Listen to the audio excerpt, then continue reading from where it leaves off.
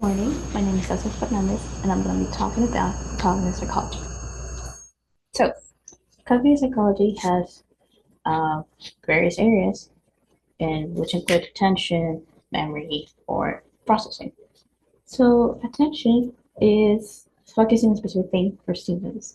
Stimulus. So, there are two types of attention: selective and divided. Selective is focusing on a specific thing while ignoring others. So, for example, if you're at a party and you're listening to a conversation to your friend, you're going to ignore all the noise to focus on that conversation. Divided attention is multitasking or doing focusing several things at the same time, which is divided in within modal and cross modal. Within modal is using the same sense for different things. For example, if I'm listening to two conversations at the same time, I'm multitasking with my sense of hearing. Cross modal is, for example, using multitasking with different senses. So if I'm listening to music, hearing, while also cooking, since I'm using the sense of touch, smell, and taste. So what affects your ability to pay attention? Previous information. If I'm reading a book of which I have knowledge already, it will be easier for me to pay attention to it if whenever I encounter the parts that I know information about. Tasks is, for example, if I'm gonna make a jelly jam sandwich. I'll pay attention to the ingredients before using them before making the um, sandwich. So I'm gonna pay attention to the jelly, to the jam, to the bread. So when we think will happen, when we expect, if I expect a movie to be good, I'm gonna pay more attention to it. Or with things we like. If my favorite song is playing on the radio, I'm gonna pay more attention to it because I like it. Memory, it's how we use, store, or remember things. So it is divided in sensory, short-term memory, and working memory, and long-term memory. Sensory memory is the first stage. Uh, it lasts for half a second, and it's information your senses get. So examples would be flipbooks or movies.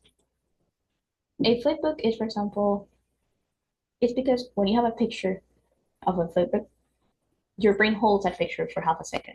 So then you are presented another picture and your brain holds it for half a second, and then another picture, and then another picture, and then a sequence of pictures, which gives the illusion of movement. And it's the same with movies too.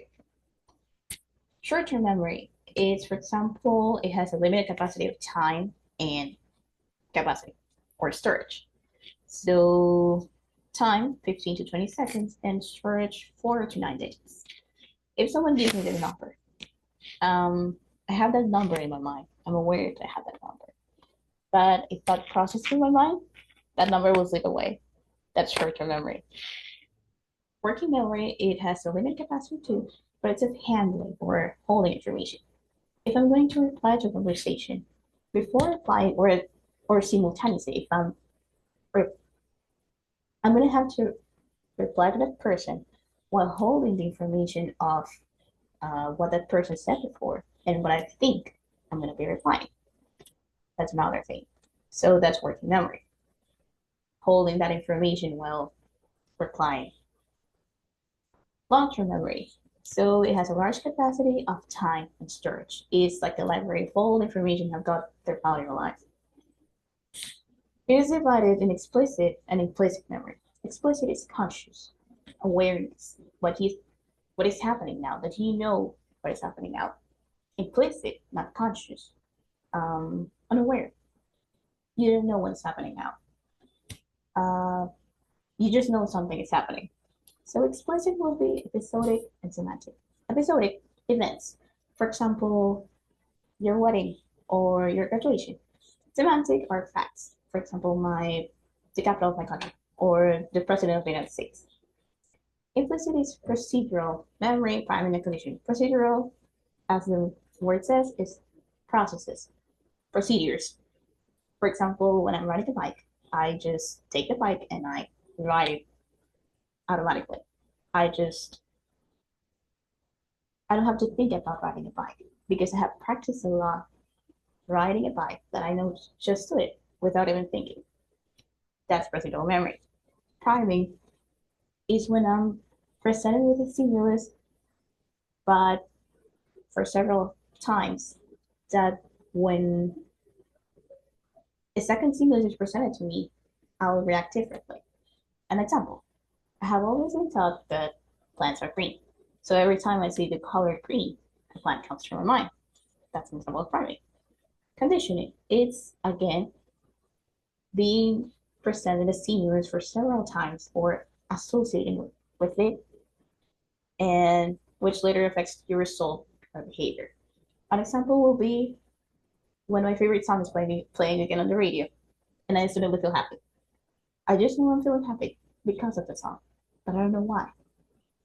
It might be because I associate that song with happy memories, and I instantly feel happy, but I'm not conscious of it.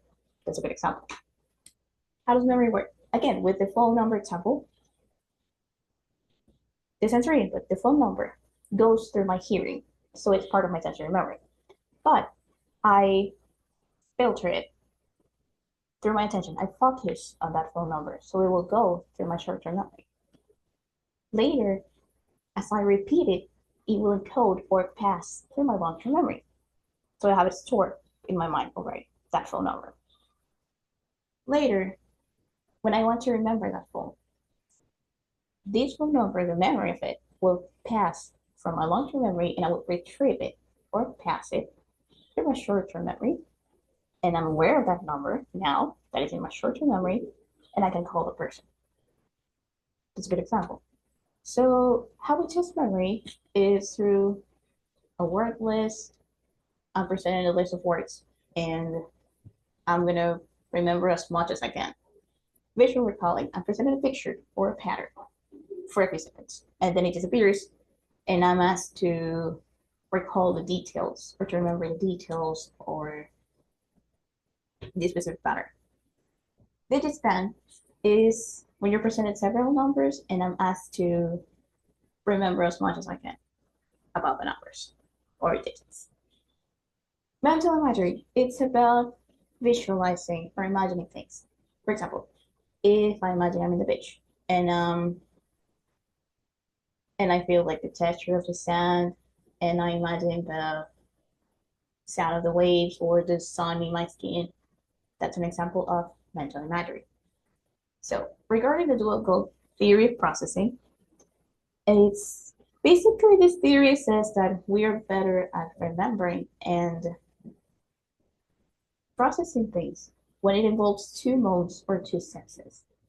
So if I'm I'm gonna process better or remember better if I'm presented with a word tree, like if I'm hearing the word tree and I'm presented with a picture of the word tree, because I'm processing the picture through my vision, through my eyes, and I'm processing the word through my hearing.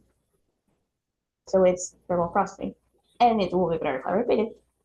Then I will associate the picture that I'm seeing with the word tree that I'm hearing. That's working memory. I'm holding to both of those information, both of those things at the same time. Then it will pass to my functional memory and it will become my knowledge, the information that I know. So this is everything, and thanks for your attention.